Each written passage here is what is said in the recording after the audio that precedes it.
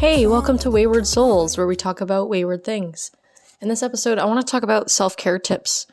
And these are self-care tips that I have developed throughout my life that have really helped me flourish as a person.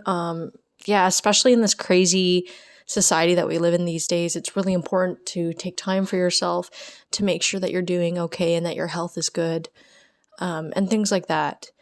I'm the type of person who has struggled with mental health and depression and anxiety throughout my whole life. And even just regulating my emotions has been quite a challenge for me. And I've tried all sorts of things, self-help, counseling, medication.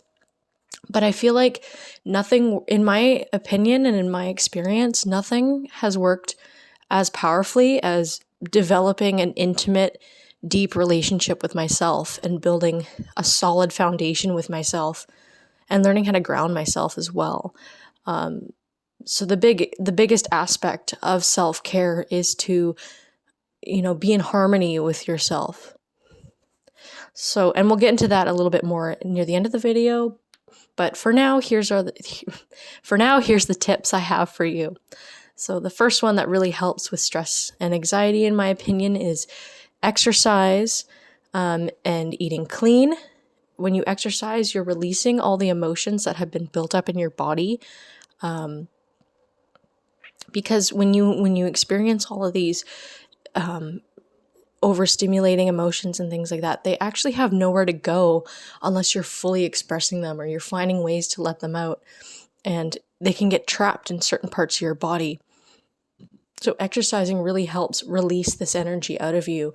And those of you who know that have gone for runs before or going to the gym, like how light and de-stressed you feel, how cleansed you feel, or even going for a swim. It's just important to get out and get your body moving in some kind of way to help get that emotional energy released out of you. It's kind of like having a new clean slate when you exercise. And then same with like eating and drinking and stuff like that. If you're continuously eating processed foods, this is man-made stuff that's in a lab. Like there's no nutrients there. You're not giving your body what it needs to thrive. And then eating too much meat and dairy, like these animals are tortured and mistreated their whole lives. And not only that, but they're pumping hormones into the meat and stuff like that and all these chemicals. So not only are you eating all these processed chemicals and added hormones in your food, but you're eating the energy of the tortured animal. So it's really important to check your sources. Like in my opinion, I eat more plant-based because it is the cleanest way to eat. And there's a lot of scientific data that backs this up and even doctors preaching it. And it's been the one thing that's really helped me emotionally and physically get over my stomach issues and a lot of my the grogginess I would feel. I have a lot more energy and things like that. My digestive system is going a lot smoother. But again, of course, I'm not going to expect you to do what I'm doing. Just do the best you can and know that you can go get healthier options of meat if you really want to eat meat and things like that, or eating less of it. But definitely processed foods is really good to stay away from, and eating like just as naturally as possible because, we are animals. We come from this earth.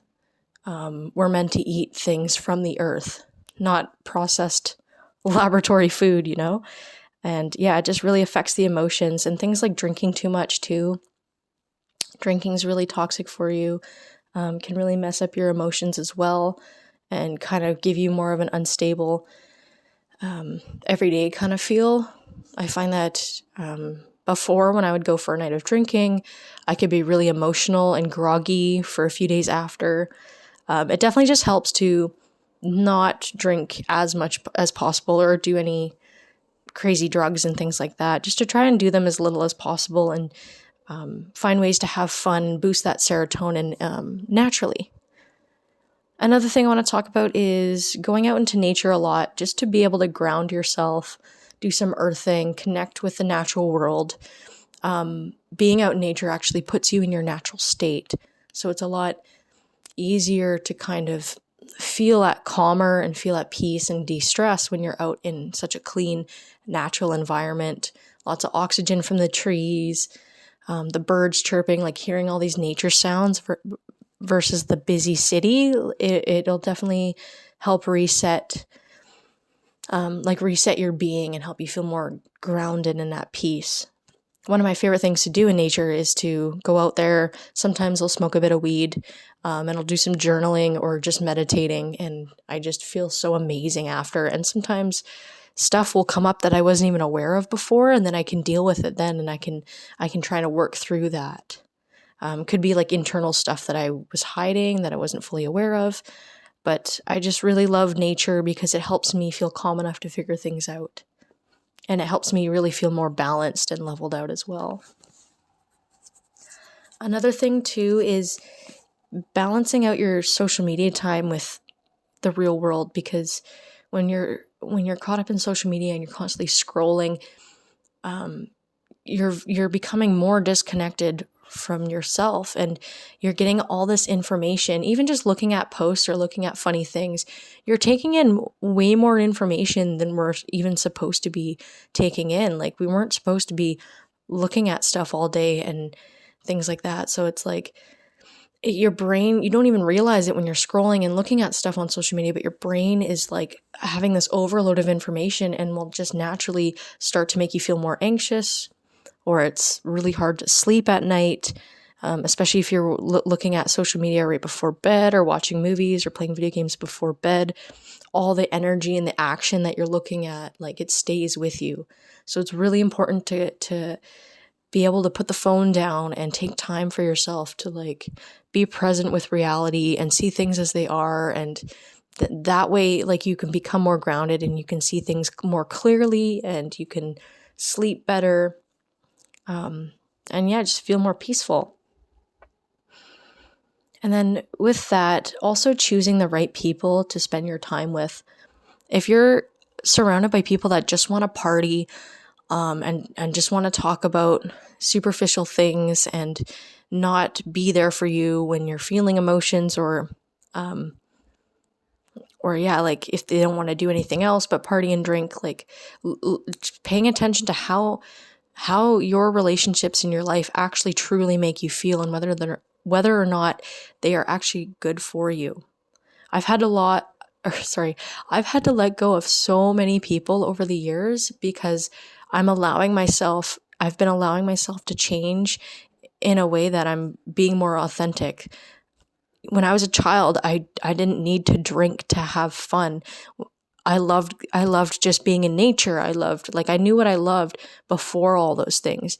It's about finding ways to have fun, not always just drinking. And I notice party friends can have a lot of drama with them as well. Like, there's a lot of drama surrounding party friends and things like that. And it's just all this excess stuff that adds to your mental health in such a bad way that just doesn't need to be there. So you want to choose people in your life that really like uplift you and believe in your dreams and like doing things that you like doing, like gardening or whatever it is, music, art, whatever it is, like getting to know people that can be on your level and want to have a genuine, caring relationship with you and not just party or just have them around because they're there, this kind of stuff. Like, I've always been a very deeply spiritual person, and then trying to be around people and suppress my knowledge and not being able to fully express myself and having to just drink with people and then trying to talk about it and no one's really getting it.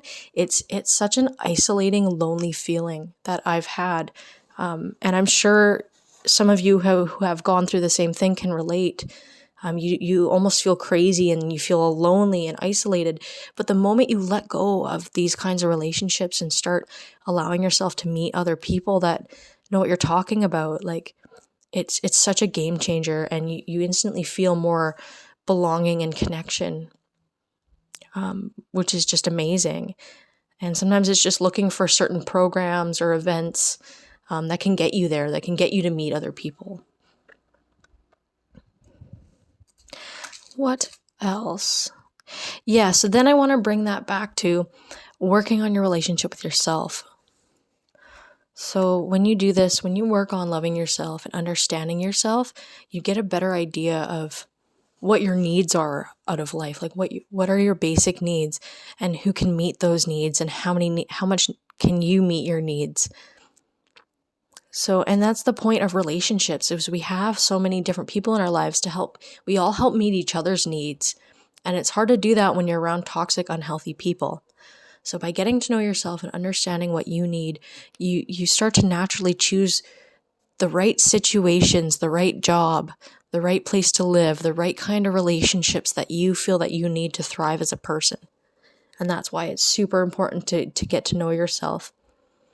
And it's really hard to understand what love is and to have healthy, loving relationships if you don't even know what it is, or you don't have that loving connection with yourself. That is one of the best things that I've ever done that has changed my life, is learning to love myself and build myself up and understand that, like, we're going to have a relationship with ourselves until the day that we die. We got to make it work. Like, we can't escape who we are, and we shouldn't feel the need to escape who we are. If there's dislike, or if there's discontentment with who we truly are, that is from trauma. That is from being a child and being hurt and wounded for something that you did, or that someone didn't like you or something, or said something about you that you took, and you've registered that as, I'm not good enough.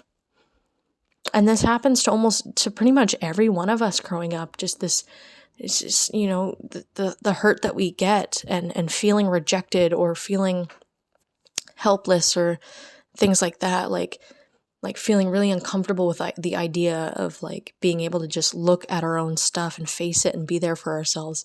It can be really hard to do.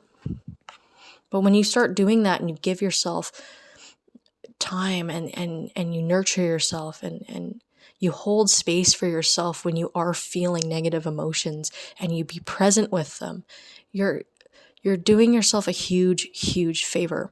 If your friend was going through something really tough, if you're a caring person, you would be there for your friend.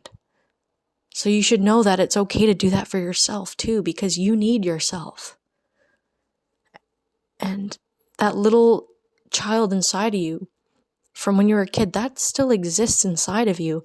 Your body has just aged and you've learned new things.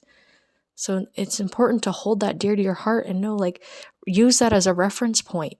Who was I before social conditioning? Who was I before I was told I wasn't good enough, or before I felt that I wasn't good enough? What did I like to do with my time? And really just finding ways to get to know who you are and living in accordance to that.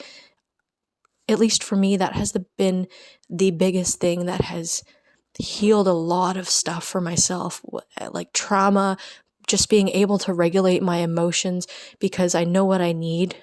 If I'm feeling sad, I go take a nature walk or I go take a nap, like just knowing what you need when you need it and having this intimate relationship with yourself. This has been the biggest thing, and that has helped me throughout life. And from there, from the core, from starting from you, it branches out, and then it goes into other things like choosing better relationships, choosing better jobs, finding the right workout for you or what you need to release energy and things like that. It all starts from you in the core center of it. So I know that this isn't full-on psychology advice. I'm not a therapist or anything like that. But in my experience, this has been the biggest thing that has helped me. And I've always struggled with, anxiety, depression, regulating emotions. So I guess what I hope here today is that maybe some of this advice will help you and you can relate to this. And if it does, like, I wish you all the best. You deserve to live a happy life. And you deserve to make it good for yourself. All right, guys, that's all I have today. I hope you enjoyed this Wayward podcast. And I'll see you next time. Take care. Bye. Say what you want to say to me now.